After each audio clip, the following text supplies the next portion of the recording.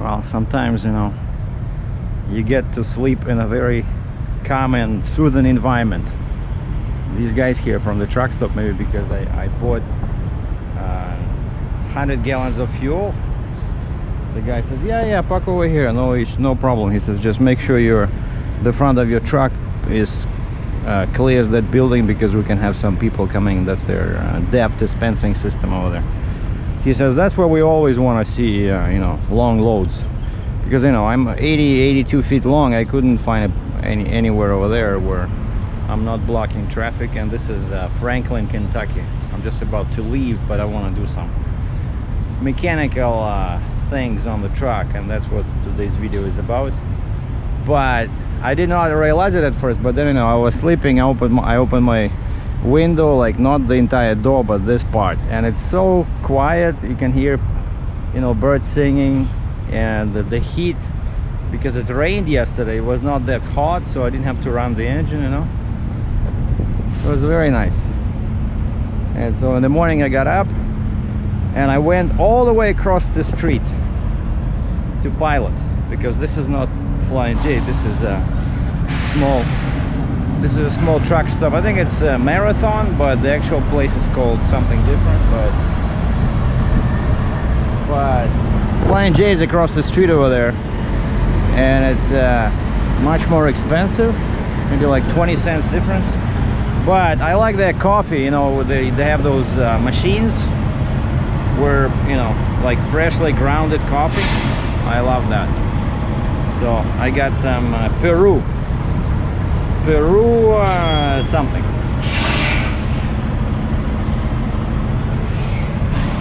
So I checked my coolant, refilled a little bit the coolant,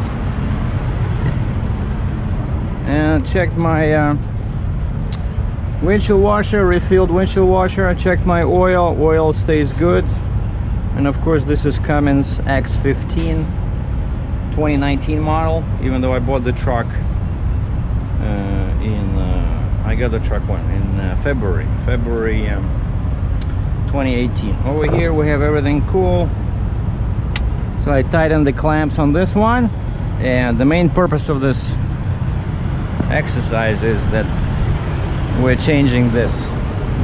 That's the old one, so I already released 2 clamps, have 1 more, and I use this to grease them a little bit, because especially this one was pretty rusty. I'll use this one.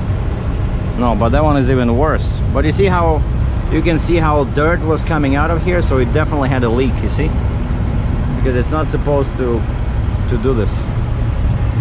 And that's the new one.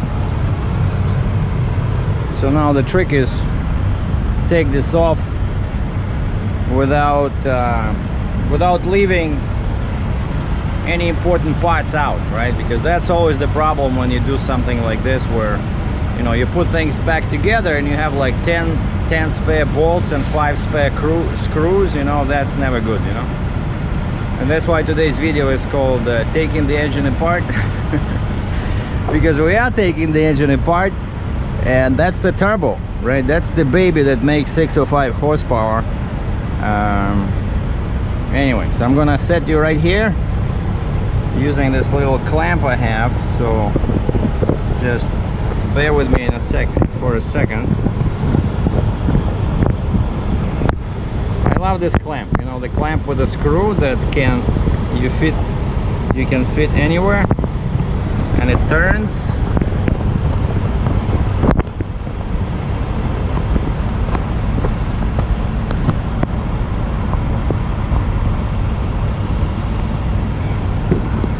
Something like this. All right.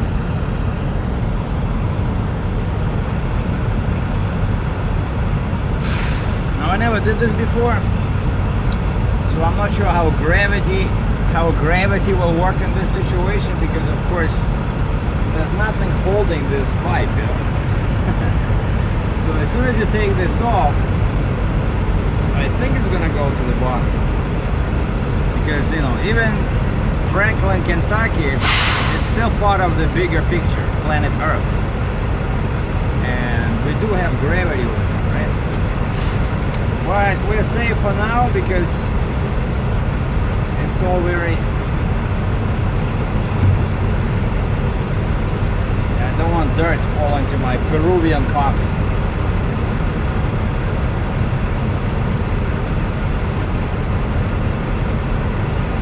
See, I can operate, you know, wrenches and stuff like this, but it has to be small. I'm not certified for stuff bigger than this. Oh.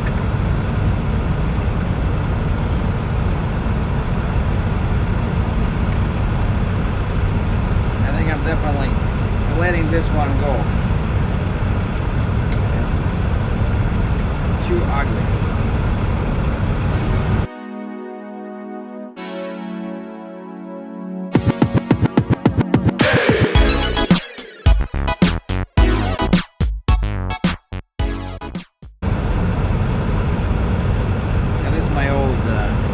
Defective flag, so we're using it as a cloth. All right.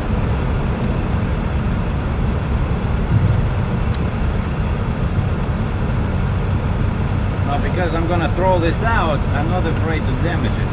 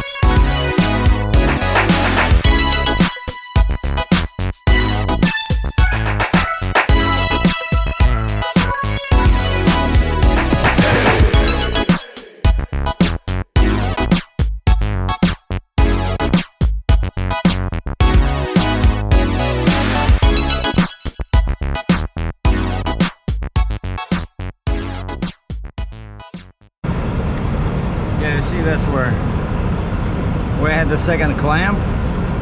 It just started really chewing the side, but no holes inside. But that's where it started letting all that, you know, dirt in. But that's cool because now it tells me which way it was positioned. You see where the logo is? So the logo was towards the engine, towards the turbo. And so I know that this one has to go like this, even though they appear identical like each side, but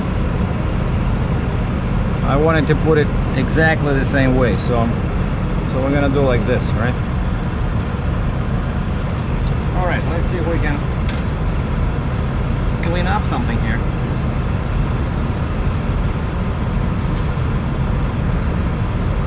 And as you can see, when in doubt, always use a bungee cord. Works every time.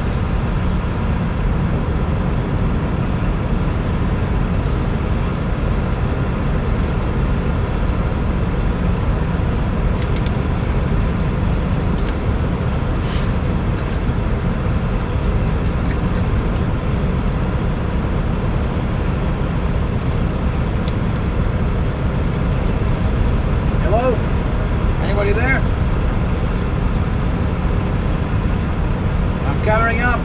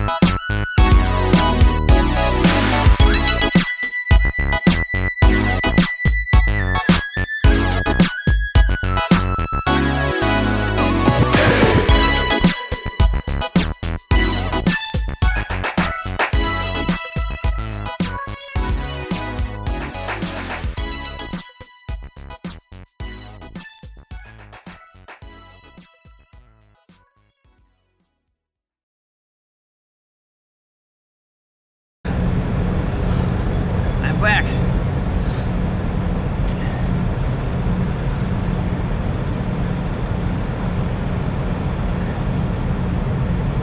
So the main difference is now I'm going to use one clamp so it doesn't cut the sleeve. And I don't like it that I still see the gap in here, but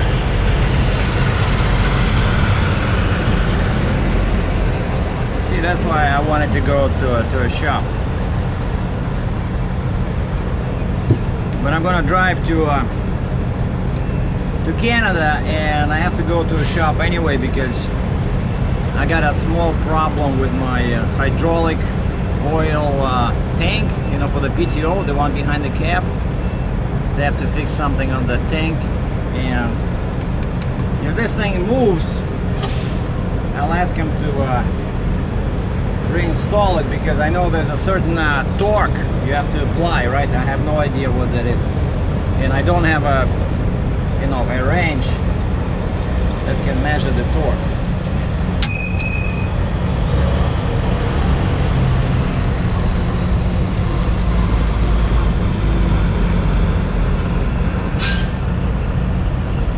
So basically, my advice to homemade mechanics is that when you're driving a $200,000 truck, you know, and you're dealing with something like this, like a turbo, with your fuel economy, maybe it's not such a bad idea to pay a few bucks to a mechanic that has all the tools, you know.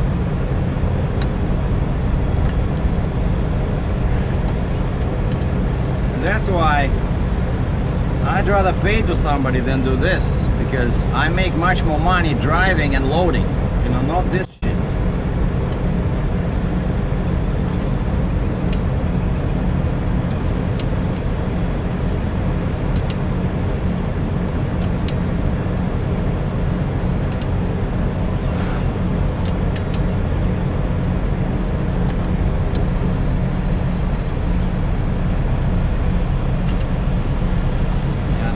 Too tight because the metal will expand, right? All right, that's it, boys and girls. Thanks for watching. Take care.